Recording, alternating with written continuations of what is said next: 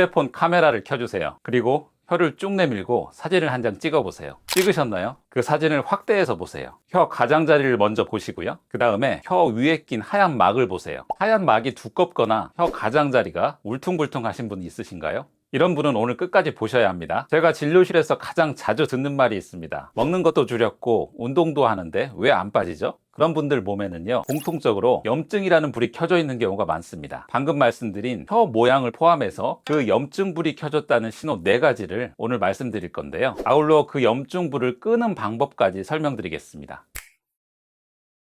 저는 20년간 5만 케이스가 넘는 비만 환자들의 건강한 다이어트를 도와드린 한의사 남창호입니다. 자, 먼저 중요한 개념을 하나 알려드릴게요. 염증 때문에 살이 찐다는 말은 이건 정확히는 순서의 문제보다는 악순환 같은 개념이에요. 살이 찌면요, 지방세포가 염증 물질을 스스로 뿜어냅니다. 뱃살 같은 살찐 지방 조직이 작은 염증 공장이 되는 건데요. 그 염증 물질이 뭘 하냐면 인슐린 신호를 방해합니다. 인슐린은 밥 먹고 나서 영양분 중에 당을 세포로 전달하는 역할을 하는데요. 염증이 많아지면 세포가 당을 잘 못 받아들여요. 그럼 그 떠돌아다니던 당은 다시 지방으로 저장되는 거죠. 살찌면 염증이 많아지고 인슐린 기능이 떨어지고 다시 살이 찌고 이 악순환이 계속되는 거예요. 자, 그러면요, 염증의 첫 번째 시도부터 보겠습니다. 아까 찍으신 사진, 혀 가장자리를 보세요. 물결처럼 자국이 나 있나요? 톱니바퀴처럼 눌린 자국이 있나요? 이걸 치흔설이라고 합니다. 치아 흔적이 남은 혀, 이런 뜻이에요. 왜 생길까요? 혀가 부어서 그렇습니다. 혀도 근육이거든요. 물을 머금으면 커집니다. 커진 혀가 치아에 눌려서 자국이 남은 건데요. 한의학에서는 이걸 습담이라고 합니다. 몸에 물기가 정체된 상태예요. 자, 그런데 여기서 질문이 나와야 합니다. 혀는 왜 물을 머금게 됐을까요? 이게 염증하고 연결이 됩니다. 몸에 염증이 있으면요, 혈관벽에 이음새가 헐거워집니다. 원래는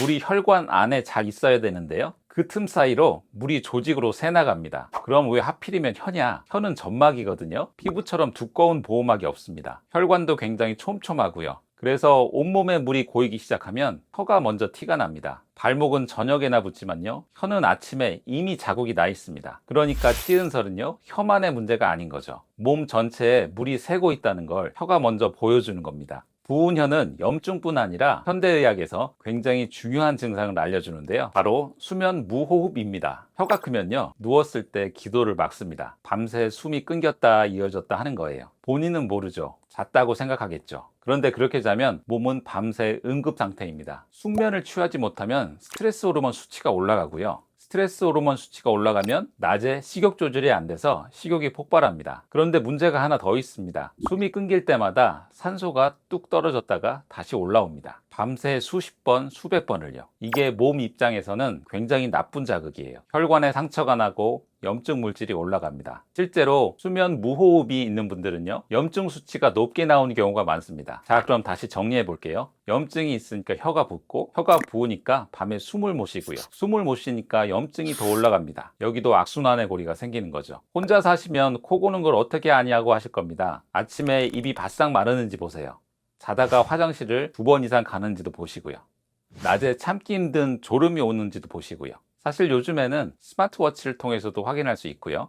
혀 자국은요, 몸에 물이 새고 있다는 신호면서 밤에 숨을 제대로 못 쉬고 있다는 신호일 수 있습니다. 두 번째 신호를 말씀드리기 전에 제가 오늘 드리는 설명은 다이어트 체질 6가지 중에 염증형에 대한 설명이고요. 내가 다이어트 체질 중에서 어떤 체질에 속하는지 알고 싶은 분들은 고정 댓글에 셀프 테스트를 참고해 주세요. 1, 2분이면 내 체질을 찾으시고 거기에 맞는 솔루션도 확인할 수 있을 겁니다. 두 번째, 이번엔 혀 위쪽을 보세요. 하얗게 혹은 누렇게 낀 막이 보이시나요? 이걸 설태라고 합니다. 얇게 하얀 건 정상이고요. 문제는 두껍게 끼거나 색이 누렇게 변할 때예요. 자, 그런데 여기서 대부분 이걸 안 물어보십니다. 이게 왜 생기는 거냐? 설태는요, 더러운 게 밖에서 들어온 게 아닙니다. 우리 몸에서 나온 겁니다. 혀 표면에서 떨어져 나온 각질, 음식 찌꺼기, 그리고 거기 붙어 사는 세균, 이 3가지가 쌓인 층이에요.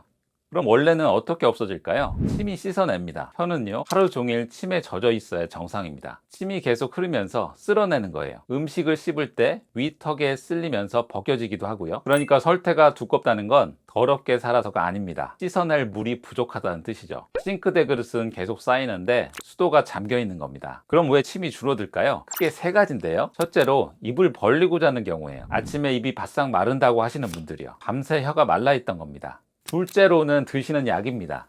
알레르기약, 이뇨제, 우울증약, 일부 혈압약, 상당수가 침을 줄입니다. 끊으시라는 게 아니고요. 아셔야 한다는 겁니다. 셋째로요, 혈당입니다. 혈당이 높으면 침에도 당이 섞여 나옵니다. 세균 먹이가 늘어나는 거죠. 게다가 소변으로 물이 자주 빠져나가니까 침도 줄어듭니다. 먹이는 늘고 씻어낼 물은 줄어들고요. 자, 그러면 침이 마른 혀 위에서는 무슨 일이 벌어지느냐? 혀 위에 하얀 막이 두꺼워지면 그 아래로 산소가 안 닿습니다. 산소를 싫어하는 세균이 거기서 번식을 해요. 그 세균이 단백질을 분해하면 황 냄새에 가스가 나옵니다. 이게 입냄새의 정체고요. 근데 진짜 문제는 냄새가 아닙니다. 혀는 입안에서 가장 큰 세균 저장고예요. 여기서 번식한 세균이 침을 타고 잇몸으로 옮겨갑니다. 스케일링을 받아도 금방 다시 끼는 이유가 이겁니다. 그리고 잇몸은 혈관이 굉장히 촘촘해요. 염증이 생기면 그 물질이 혈관을 타고 온몸으로 퍼집니다. 잇몸병이 있는 분들은 혈중 염증 수치가 높은 경우가 많고요. 치료를 하면 그 염증 수치가 내려간다는 보고들이 많습니다. 자, 그러면요, 제가 드리고 싶은 말씀 한 가지가 있는데요. 주변에 백태가 두꺼운 분 계시면 양치 좀 해라 하지 마시고요. 이건 게을러서 생기는 게 아닙니다. 침이 말랐거나 혈당이 높거나 잇몸에 불이 나 있는 겁니다. 닦아서 없어지는 거였으면 벌써 없어졌겠죠. 물론 닦는 건 중요합니다. 방법은 뒤에서 말씀드릴게요. 다만 수도가 잠긴 채로 그릇만 닦으면 안 됩니다. 세 번째 신호입니다. 아침에 일어나서 손을 쥐어보세요. 주먹이 잘 안 쥐어지시나요? 반지가 잘 안 빠지나요? 이건 굉장히 흔한데요. 굉장히 무시하는 신호입니다. 체중은 어제랑 똑같아요. 그런데 얼굴이 달라 보이고 눈이 작아 보입니다. 어제 뭘 잘못 먹었나 하고 넘기시죠? 자, 그런데 아까 혀에서 말씀드린 거 기억하시죠? 염증이 있으면 혈관 이음새가 헐거워진다고 했죠. 물이 조직으로 새나간다고도 했고요. 그 일이 혀에서만 일어나는 게 아니에요. 온몸에서 똑같이 일어납니다. 혀에서 자국으로 보이던 게 얼굴에서는 붓기로 보이고 손에서는 반지로 보이는 겁니다. 그리고 새나간 물을 다시 걷어가는 배수관이 있는데요. 그 배수관도 같이 느려져 있어요. 들어오는 물은 많고 빠지는 물은 적으니까 아침마다 얼굴부터 붓는 겁니다. 특히 짠 국을 드신 다음 날은 심하시죠. 나트륨이 물을 붙잡아 두거든요. 부은 건지 살이 찐 건지 헷갈리실 겁니다. 구별법은 간단합니다. 정강이 앞쪽을 손가락으로 5초 동안 눌러보세요. 자국이 남으면 부종이고요. 안 남으면 지방이에요. 자, 여기까지 들으시면 이런 생각이 드실 거예요. 그럼 내가 아침에 붓는 것도 염증 때문인가? 여기에 솔직하게 답을 드리겠습니다. 붓는다고 다 염증 때문은 아니죠. 부종은요, 원인이 여러 가지입니다. 심장, 신장, 갑상선, 간, 그리고 드시는 약, 이런 것들이 전부 부종을 만들어요. 그래서 구별하셔야 됩니다. 세 가지만 보시면 되는데요. 첫째, 좌우가 같은가? 양쪽이 비슷하게 부으면요, 대체로 몸 전체의 문제입니다. 그런데 한쪽 다리만, 한쪽 팔만 부으면요, 그 부위에 혈관이나 림프가 막힌 겁니다. 특히 한쪽 종아리가 붓고 아프고 뜨겁다면 그건 응급입니다. 바로 병원에 가셔야 해요. 둘째로, 누르면 자국이 남는가? 아까 정강이 5초 눌러보시라고 했죠? 자국이 쑥 들어갔다가 천천히 올라오면요, 그건 물이 고인 겁니다. 그런데 눌러도 자국이 안 남고요, 푸석푸석하게 부어 있다면 갑상선을 확인하셔야 돼요. 갑상선 기능이 떨어지면 이렇게 붓거든요. 세 번째로, 하루 중에 변하는가? 이게 제일 중요합니다. 아침에 얼굴이 붓고 오후 되면 빠지고 저녁에 다리가 붓고 자고 나면 괜찮아지고 이렇게 왔다 갔다 하면요, 대체로 생활 쪽입니다. 소금, 술, 잠, 오래 서 있기. 그런데 아침에도 저녁에도 계속 부어 있고요. 지난달보다 이번 달이 더 심해진다. 이렇게 한 방향으로만 가면 이건 병원에서 검사를 통해 확인이 필요합니다. 그리고 혈압약 중에 붓는 약이 있습니다. 약을 드시기 시작하고 나서 발목이 붓기 시작했다면요, 약 때문일 수 있어요. 혼자 끊으시면 안 되고요. 처방하신 선생님께 꼭 말씀드리세요. 네 번째, 마지막 신호입니다. 이번엔 혀가 아니라 배입니다. 먹고 나서 배가 빵빵하시죠? 가스도 차고 변비랑 설사가 번갈아 옵니다. 그런데 대장 내시경을 하면 깨끗합니다. 이 소리만 듣게 돼요. 그럼 더 답답하시죠? 자, 여기서 장 얘기를 좀 해볼게요. 우리 장 점막은요, 세포들이 손을 꽉 잡고 벽을 만들고 있습니다. 그 틈으로 아무거나 못 들어오게 해요. 그런데 이 손잡이가 느슨해지면 소화가 덜 된 물질이나 세균 조각이 혈액으로 넘어갑니다. 그럼 면역세포가 반응을 하죠. 이때 전신에 잔잔한 염증이 깔립니다. 이걸 흔히 장누수 증후군이라고 부릅니다. 한 번쯤은 들어보셨을 거예요. 장의 투과성이 변한다는 거, 이건 실제로 측정이 되는 현상이에요. 하지만 장누수 증후군이라는 병명은요, 아직 공식적인 진단명은 아닙니다. 이런 식으로 장이 불편한 상태가 몇 년째 지속되고 있다면요, 그 자체가 몸에 염증 부담이 된다는 겁니다. 장은 몸에서 면역세포가 가장 많이 사는 곳이거든요. 장이 편해야 우리 몸에 염증불이 꺼집니다. 자, 그러면 이 염증불을 어떻게 꺼야 할까요? 유튜브 여기저기에도 항염 식품 리스트가 많습니다. 저도 봤습니다. 틀린 말이 없어요. 그런데 그걸 다 해도 안 되는 분들이 계세요. 왜냐하면 순서가 틀렸거든요. 불을 끌 때는 연기 나는 데다 물을 뿌리지 않고요, 불씨부터 밟습니다. 오늘은 염증의 불을 밟을 수 있도록 항염식품 먹기 전에 먼저 해야 할 중요한 5가지를 순서대로 말씀드릴게요. 첫 번째로 잠부터 보세요. 가장 먼저입니다. 예외 없습니다. 아까 치은설 말씀드렸죠? 7시간 자는 것도 중요하지만 어떻게 자느냐가 더 중요합니다. 밤에 숨을 제대로 못 쉬면 아래 4가지를 다 해도 염증 불이 안 꺼집니다. 코를 심하게 고신다면 옆으로 주무시는 것부터 시도해 보시고요. 자기 전에 술은 끊으셔야 됩니다. 술은 기도 근육을 늘어지게 만들거든요. 두 번째로 입안을 정리하세요. 이게 다이어트 영상에서 필요한 얘기인가 하시겠죠? 그런데 저는 두 번째로 둡니다. 이유가 있어요. 입은 불이 계속 들어오는 문입니다. 문을 안 닫고 안에서 물만 뿌리면 소용이 없겠죠. 혀 클리너로 아침에 한번 뒤에서 앞으로 부드럽게 긁으세요. 칫솔로 박박 문지르지 마시고요. 혀에 상처가 나면 오히려 나빠집니다.